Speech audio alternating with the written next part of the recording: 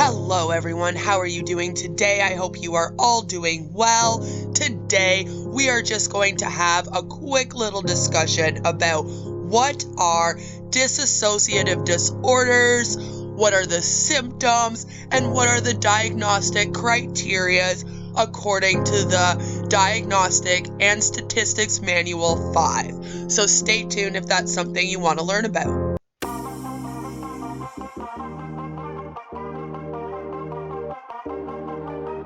Hello everyone, thanks so much for tuning in. My name is Beth, or Queen of Spade. Please do give this video a like, subscribe if you're new here. Now, without further ado, let's throw some spade. One of the things that people don't seem to understand about dissociative disorders is that there are actually several different kinds.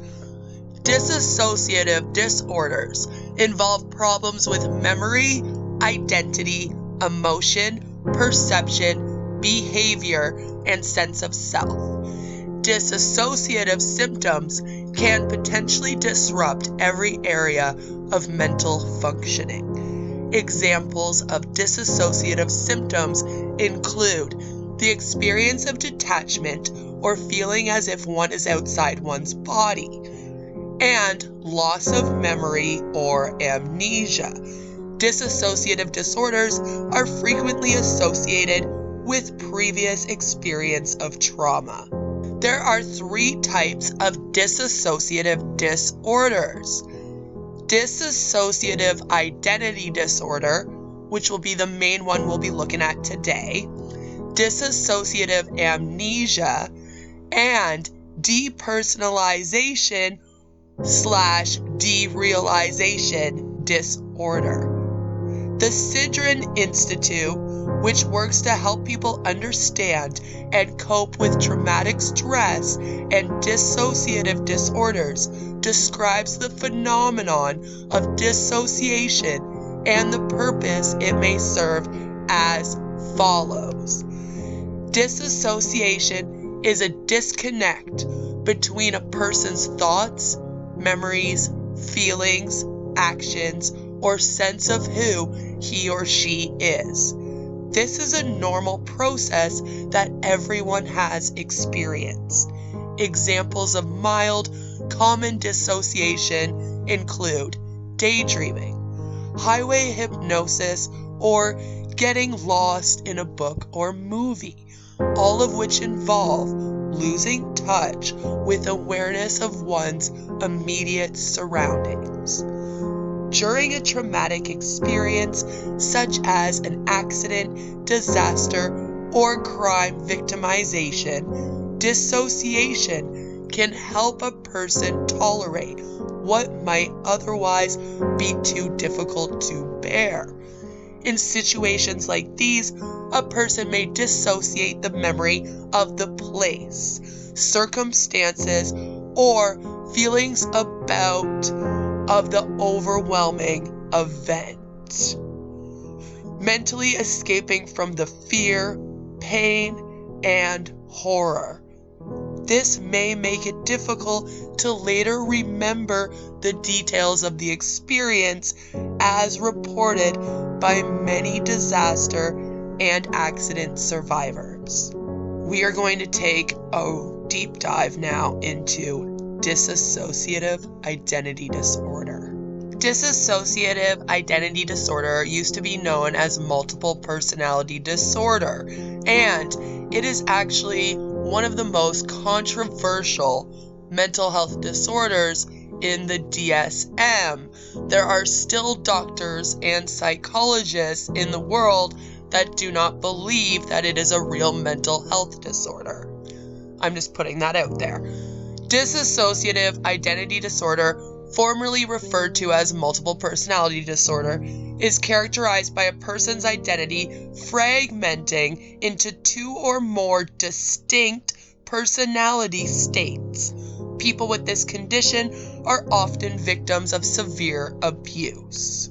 Definition: DID is a rare condition in which two or more distinct identities or personality states are present in and alternately take control of an individual. Some people describe this as an experience of possession. The person also experiences memory loss that is too extensive to be explained by ordinary forgetfulness. DID was called multiple personality disorder up until 1994, when the name was changed to reflect a better understanding of the condition, namely that it is characterized by a fragmentation or splintering of identity rather than by a proliferation or growth of separate personalities.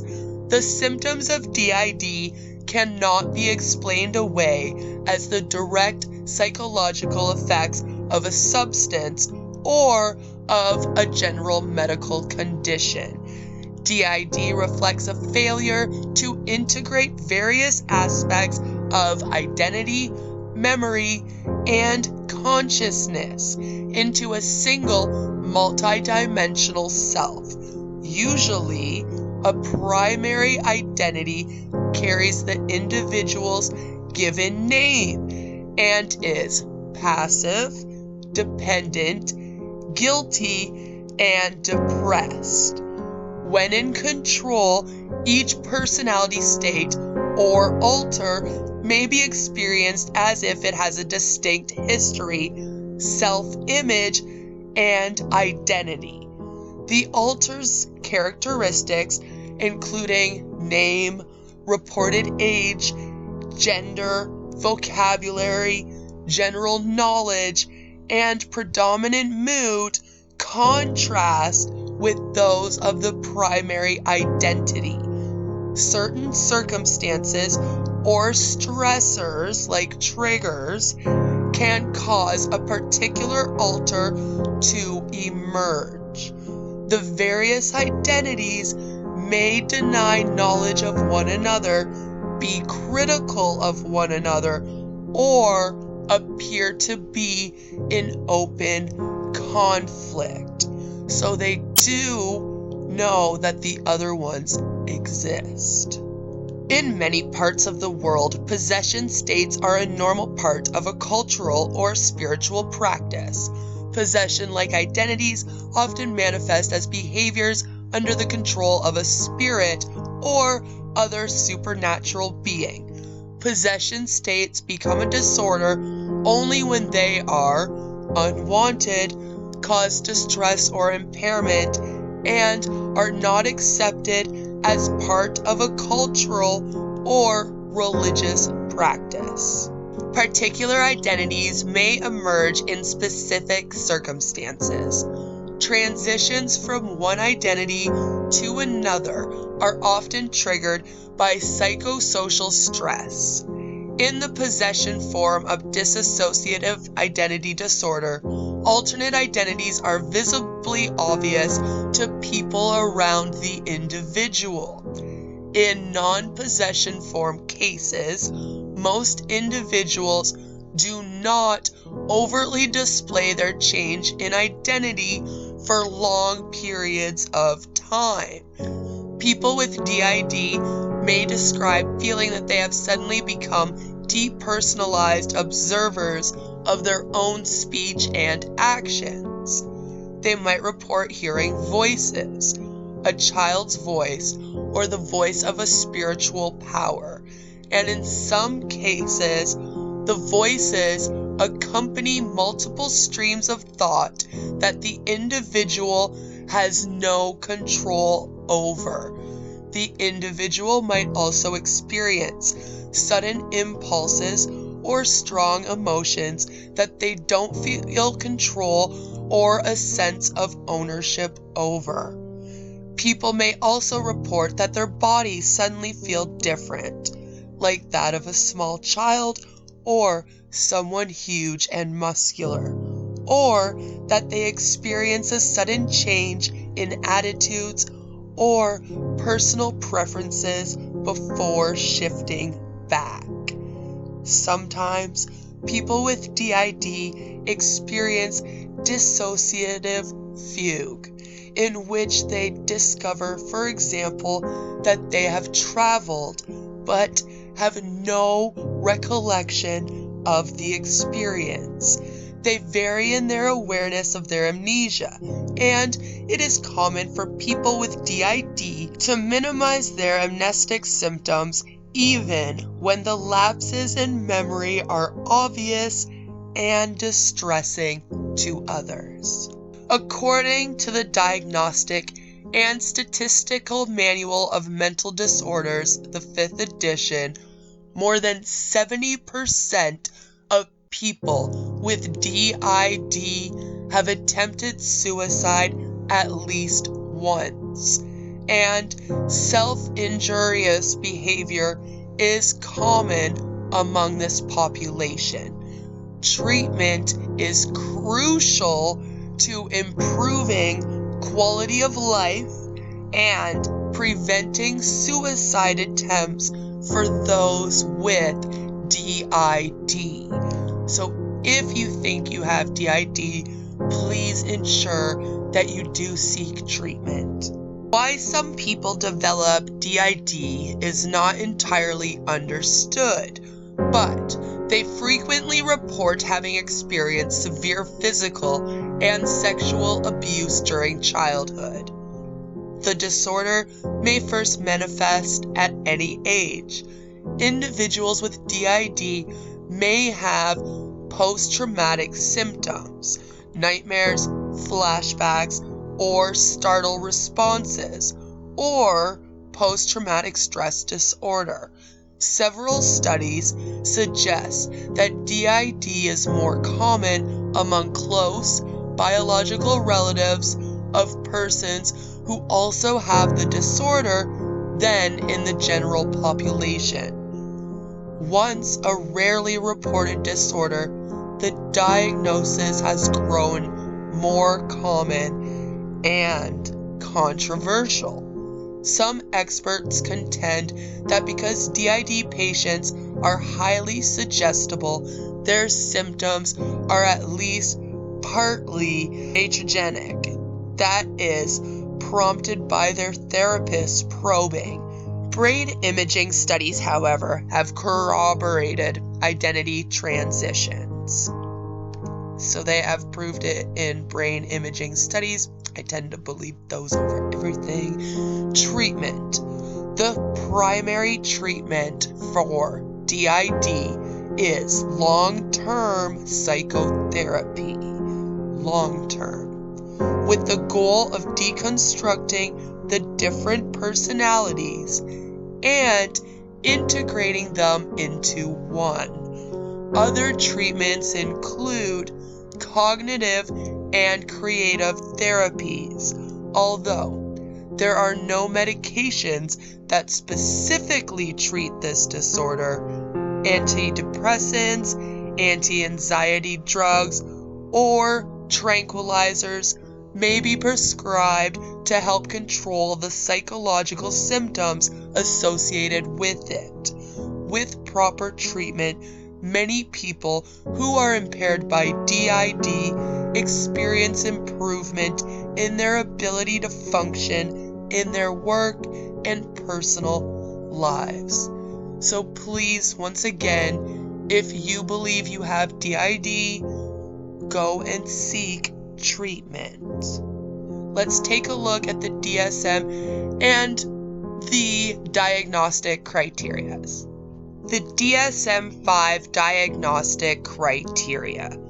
The newest guide used in psychiatry to diagnose mental disorders is the DSM-V, released by the APA in 2013. The DSM-V gives the following diagnostic criteria for dissociative identity disorder. And you can get a copy of the DSM-V and look this up for yourself as well, if you want to double check. A. Disruption of identity characterized by two or more distinct personality states, which may be described in some cultures as an experience of possession. The disruption of marked discontinuity in sense of self and sense of agency, accompanied by related alterations in affect, behavior, consciousness, memory, perception, cognition, and or sensory motor functioning. These signs and symptoms may be observed by others or reported by the individual. B. Recurrent gaps in the recall of everyday events, important personal information, and or traumatic events that are inconsistent with ordinary forgetting. Now, recurrent gaps in the recall is very different, however, from lying or making things up. I just have to put that out into the world. C. The symptoms cause clinically significant distress or impairment in social, occupational, or other important areas of functioning. So, of course, like many of the other mental health disorders, the diagnostic criteria for this one is that it has to negatively affect your life in important ways, like your work, your relationships, etc. D. The disturbance is not a normal part of a broadly accepted cultural or religious practice. Note, in children, the symptoms are not better explained by imaginary playmates or other fantasy play. In other words, if you have a child and they have an imaginary friend, don't freak out. It's probably not DID. They're just playing. It's normal in children. And E. The symptoms are not attributable to the psychological effects of a substance. Example, blackouts or chaotic behavior during alcohol intoxication, or another medical condition, for example, complex partial seizures. Now, I am just doing a quick general outline of what DID is. This is not in any way a full deep dive. I hope to do more videos on this where I can go deeper into it in future. However, there are a couple things that I do want to quickly touch on in a little bit more detail. One of them being, what is distinct personality states and what exactly does that mean? So, a person with DID has distinct personality states. This phrase refers to distinct, different, separate identities that appear to be different personalities. They are often called alternate personalities, alternate identities, or alters. Other terms sometimes used instead of alters include dissociative parts of the personality, apparently normal part of the personality ANP, and emotional part of the personality EP. Alters are only overt, obvious, in a small minority of people with DID in clinical situations. A change introduced in the DSM-V makes it possible to diagnose DID without the diagnosing clinician directly observing a switch between alters. Instead, DID can be diagnosed if the person self-reports their presence and effects, or if another person describes observing a switch between alters. And I honestly, to be real with you, am not sure if I agree with that, because it does leave it open for people to self-report that they have it without having it. And unfortunately, there are people in the world who, as we know, will of course end up doing that just because they can. 2 clusters of symptoms indicate the presence of alters if they are not observed. These are described in the DSM-V's extended description of dissociative identity disorder. Sudden alterations or discontinuities in sense of self and sense of agency, and recurrent dissociative amnesias. So the good news about it is that you do at least have to prove that you have these 2 things. So, of course, you have to have a really awful sense of self and sense of agency, and they have to kind of switch as your personality switch. Of course, you'd have such a hard time having a sense of self because you're so many people, essentially, right?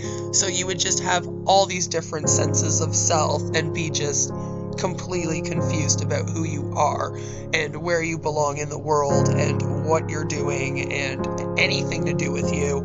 And then another thing is recurrent dissociative amnesias. So a lot of loss of memories, basically. You would have complete blackouts. You would just have time where you would maybe remember a few hours in the morning until like 10 a.m. and then all of a sudden your next memory is suddenly 8 p.m. at night. You have no clue what happened in between, who you were, what you were doing. Everything's confusing, and oftentimes they heavily rely on the people around them to let them know what happened during that time. In fact, let's just take a quick look at what it means totally. So, in DID, total amnesia for the actions of altered personalities is not necessary. It is possible for a person to be aware of many of their actions at the time, known as co-consciousness, or remember some of what happened later. So if they do have co-consciousness, however, it tends to be in a way where, like it was described, they disassociate and they almost watch their body and themselves from above. A lot of people have actually described that, and it sounds like a horrifying experience. So co-consciousness is when you watch yourself from above, or you are semi-aware of what's happening. You just don't have any control over it. It's almost like you're watching yourself be a person and you're trapped inside your body. If a person does have total amnesia, the changes in a person's speech, mood, and behavior may be witnessed by others and reported back to them, but they may deny this odd behavior because they have no memory of it, which can lead others to incorrectly assume they are repeatedly lying. But there's a difference between them denying some odd behavior and then actually lying. I'm just, again, out into the world. Several different types of amnesia can occur in people with dissociative identity disorder. The common types are gaps in past memory of personal life events. Example, periods of childhood or adolescence, some important life events, such as the death of a grandparent, getting married, giving birth. This amnesia does not need to be restricted to traumatic events. Lapses in dependable memory. Example of what happened today, remembering how to do well-learned skills like how to do their job, drive, read, ride a bike, etc. This refers to the whole person. For example, having a child alter who does not know how to read would prevent the person from remembering how to read when that alter was in control of the body. Discovery of evidence of their everyday actions and tasks that they do not recollect doing. For example, finding unexplained objects in their shopping bags or among their possessions. Finding perplexing writings or drawings that they must have created. Discovering injuries. Coming to in the midst of doing something. Dissociative fugues, which involve travel to an unusual place without any memory of the journey or its purpose, are common. People suddenly find themselves coming to at the beach, hiding in a closet at home, in a nightclub, or in bed without any memory of the lost time. Some people with dissociative identity disorder don't match the classic view presented in the book and film Sybil and the numerous media portrayals of DID since, because the amnesia in DID does not need to involve having no memory of what alters do when they are in control. A person can remember or be aware of what happens at the time, but still have DID. People with total amnesia for the actions of altered personalities may refer to the periods of amnesia as blackouts or losing time, and may not be aware that they have altered personalities. This degree of amnesia does occur in some people with DID, but has never been a required diagnostic criteria. It'd also be very hard to get those people in to diagnose them, since they don't think they have anything wrong besides some amnesia, right? Other people with DID may have internal conversations with their alters and are able to describe them, which is something asked about in the structured clinical interview for dissociative disorders. If no recurrent or reoccurring gaps in memory for the past or present occur, but all the other criteria are met, so all the other criteria has to be met then the similar diagnosis of other specified dissociative disorder presentation 1 can be given instead. The 3 common types of amnesia found in DID can be assessed using diagnostic screening and or a clinical interview for dissociative disorders. So again, if you believe you have this, please go and ensure that you get assessed with diagnostic screening and or a clinical interview for dissociative disorders as soon as you can. It's very important for your well-being and mental health. So I just want to point out that it is the same diagnostic criteria in the World Health Organization's ICD Diagnostic Manual for multiple personality disorder, dissociative identity disorder. So I'm going to leave the links to this down in the description below. If you do think that you have this, please do come check it out. It does explain all of the treatments necessary and what you would need to do to get diagnosed. And I do feel like it's very important to go and get diagnosed by a doctor whenever you feel like you have a mental health issue. All of the references for this is also below. So guys, I'm going to end the video there. Once again, this wasn't a huge deep dive. It was just kind of a quick general overview on what is dissociative identity disorder and how do they diagnose it according to the DSM-V. If you would like me to do another video on this, please let me know down in the comment section below, and give this video a like, subscribe if you're new. No matter where you are, no matter what you're doing, I hope that you all have a fabulous day. Take care, and I'll see you in the next one. Bye!